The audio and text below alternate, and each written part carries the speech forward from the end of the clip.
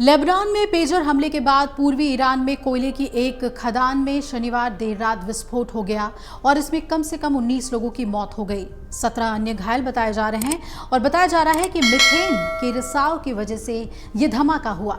Iran की एक कोयला खदान में हुए इस विस्फोट में अब तक 30 लोगों की मौत हुई है। बताया जा रहा है कि पूर्वी ईरान में स्थित इस कोयला खदान में मीथेन गैस लीक होने की वजह से ही धमाका हुआ था। धमाका इतना तेज था कि इसकी गूंज काफी दूर दूर तक लोगों को सुनाई दी।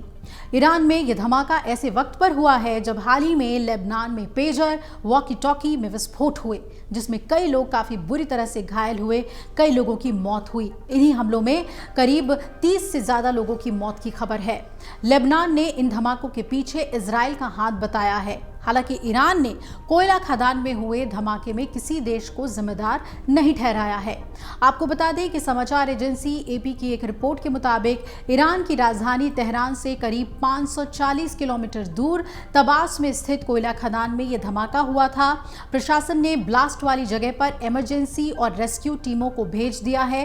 रेस्क्यू टीम राहत और बचाव कार्य में जुटी हुई है और ये बताया जा रहा है कि विस्फोट के वक्त करीब 70 लोग इस खदान में काम कर रहे थे। अभी भी खदान में 24 लोगों के फंसे होने की आशंका है। इस प्रांत के गवर्नर मोहम्मद जावेद ने बताया कि धमाकों में 30 लोगों की अब तक मौत हो चुकी है, जबकि 17 से ज्यादा लोग घायल हैं। संयुक्त राष्ट्र महासभा के लिए न्यूयॉर्क की यात्रा पर जाने की तैयारी कर रहे ईरान ने हाल में चुने गए नए राष्ट्रपति मसूद पेजेशकियान के साथ ने भी ये कहा कि उन्होंने फंसे हुए लोगों को बचाने और उनके परिवारों की सहायता के लिए हर कोशिश करने का आदेश दे दिया है।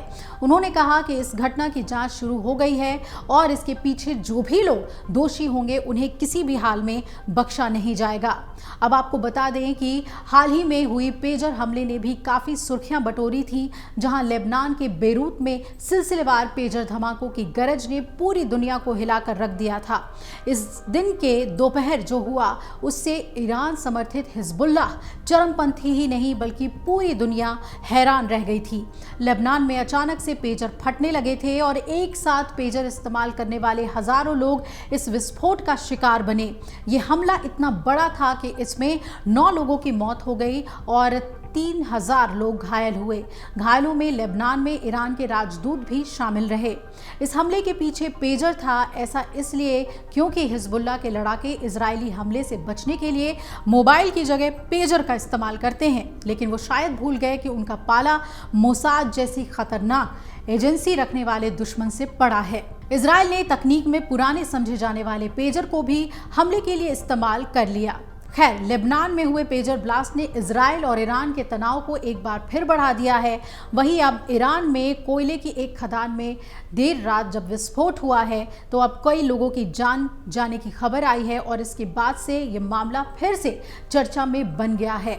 धमाकों से लगातार दहल रहा है ईरान और इस हमले के बाद से लेबनान भी और अलर्ट पे आ जाएगा।